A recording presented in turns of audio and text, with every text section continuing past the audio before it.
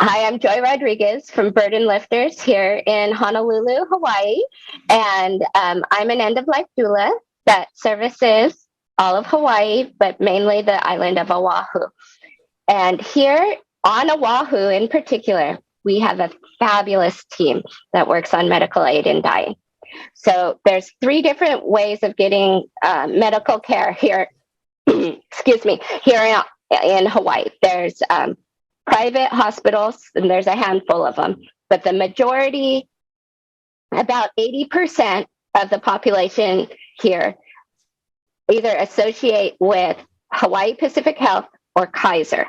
So if you're with a private hospital, you want to get in touch with someone like me, Joy Rodriguez, Burden Lifters, to help you through the process. But if you are with Kaiser or with Hawaii Pacific Health, they both have 2 advanced care coordinators that are awesome. And if you are interested in doing medical aid in dying and you qualify under the law, then they will help you through the process and they will hold your hand. They will help you get doctors. So here in Hawaii, you need the attending physician, the consulting physician, and you need a psychiatry or social worker sign off. And you have a 20-day wait between the first oral request and the second oral request. So there's things, and you have to do a final attestation. So there's things that, and written requests. So there's things that need to happen that are cumbersome. But those 2 organizations will help you walk your way through it. So once you express your desire to your primary care physician, they will refer you over to those advanced care coordinators. Those 2 wonderful women will walk you through from start to finish, making your appointments with your 2 physicians, making your appointments with your psychiatrist, helping you get your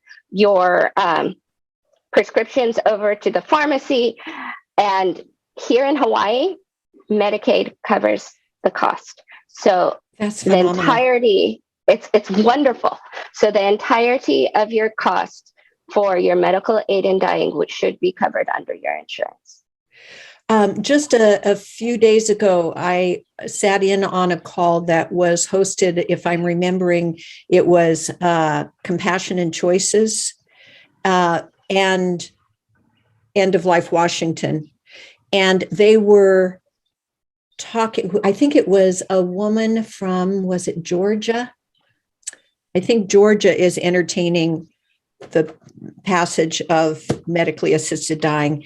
And they were talking about the importance of collapsing that 20-day wait. So I think they had that in certain cases, they were asking for there to be a workaround to collapse it down to a 48-hour wait. Like they were able to do in California. Yeah. And New Mexico. Yeah. So that would phenomenal. Be wonderful. Yes. Yeah. And Compassion and Choices, which is a nonprofit that works on the legislative path to try and get medical aid in dying legal and normalized. They are working, they have a really strong push to get APs, also the APRNs, did I say that right? Yes. Nurse practitioners, because right now, as far as I know, no states allow nurse practitioners to sign. It always has to be an MD that signs. So that would be huge. Will the MD sign it at the request of the nurse practitioner? Or does the I think it really depends on the MD and the relationship with the nurse practitioner, because they need to be responsible for your care or for the care of the patient, right? So that's the dynamic between those individuals. As far as I know, their hands are not tied by the law in that regard. However, we still need that MD signature. And so for people that live in outlying areas, particularly here where we have, 7 islands and most of the medical care is centralized over here in Oahu, these people on the outlying islands really have a problem with access of care. And so to be able to have APRN sign, big deal. It would be a big deal, and it would really help access care. And so I know I mentioned to you earlier in our conversation that here in Washington State, in Seattle, that more and more the hospitals are becoming affiliated or owned by or influenced by Catholic hospitals. So say again what you said about religious, say hospice, Catholic hospice, or that doesn't impact people having access to medical aid in dying. Just so blown away and impressed by the hospices here in Hawaii. It's just amazing. So there's several of them that actively support medical aid in dying, and there's a couple of them whose medical directors will sign as a consulting physician. However, there's several of them that, due to their moral stance, they do not support medical aid in dying. But here in Hawaii, what that means is they are not allowed to be in the room with the patient when they are using their medical aid in dying medication. So these hospice companies will still support their clients. So they'll refer out, they'll say, I'm sorry, I cannot help you to do this, but let me give you the name of someone who will. So I've gotten referrals from people in these organizations that said, oh, I can't help you with that, but I know Joy would be able to help you. Right. And so I've gotten referrals. And so then I can then go reach out and find my doctor network or connect with Compassion and Choices or connect with Hawaii Pacific Health or Kaiser and talk to them and help those individuals so they're not alone. So they are never held like at a stopping block. And then when they need things like their attending physician needs to see their medical records, these hospices don't block. They're like, of course, where do I email it to? Have you filled out the correct form? Let me email over your medical records. There's no blocking involved. Yeah. They're very helpful. So Kaiser, so back up. I know that here in Washington, that we had a situation with a woman here in our community who had MS and was in an assisted living facility for over 15 years. Even though cannabis is legal use here in Washington, because the facility, because of the facility she was in, we weren't supposed to be able to take cannabis into her. But with her MS, when she used cannabis, her hands, from this position, her hands would relax enough that we could file her fingernails and wash under her arms and just give her quality of care. So we had to do that on the down low because it was a federally funded facility. Mm-hmm. It also meant that when she opted to utilize the Death with Dignity medical aid in dying, we had to remove her from that setting, which she didn't mind at all to be able to do that.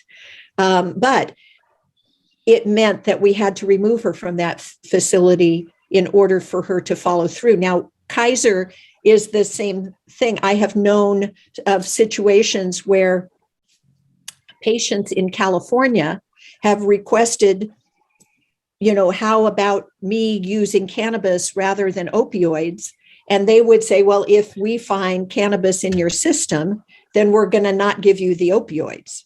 So it was an either or. It wasn't a support because it was a federally funded facility. So how does Kaiser in Hawaii, they are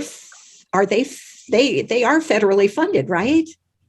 I'm not super familiar with the ins and outs of Kaiser. I haven't worked a whole lot with them because they're able to take care of their own. Really, like if you look at our numbers for medical aid in dying here in Hawaii, about 40% of them are Kaiser patients. So Now, remember, Hawaii only passed legislation in 2019.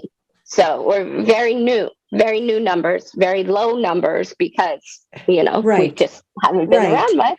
Well, and those states that are now honoring that or putting medical aid to dying into law have learned from other states that are still Yes. operating by their restrictions.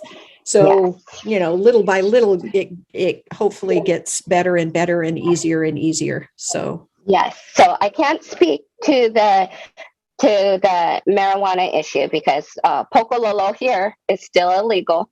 But I think it is legal for medical. But from what I hear, the medical grade is highly regulated to a point where it's not very effective. Yeah. So I can't speak to the pokololo. Yeah. Well, I'm just grateful. Go ahead, Joy. No, but I think as far as things that are legal, my experience has been, regardless of people's personal preference, everyone across the board has been very supportive. Yeah. And I did have a client that had to transfer out of a facility because the facility didn't allow medical aid in dying. And it was handled wonderfully. And the people at the facility, gave her support, love, and attention, did not penalize her for her choices. And she, in turn, was upfront about what was going on. There wasn't a lot there was, some family dynamic, but as far as her honesty to the facility that she was housed at, there was a lot of mutual respect, and it was just really it was a great thing for her. She was able to come home and die at home. Yeah, compassionately and professionally, it was handled well. That's wonderful. Well, thank you for this, because it was so contrary. The information was so contrary to what in some situations we're experiencing here. So hang on so you and I can talk, but I'm going to end our recording. Thank you so much, Joy. No problem. Thank you for allowing me to share, Rhonda. Yeah, and tell people again how they can reach you. Oh, Burden Lifters here in Honolulu. So I'm at www.honoluludeathdoula.com. Great. Thank you very, very much.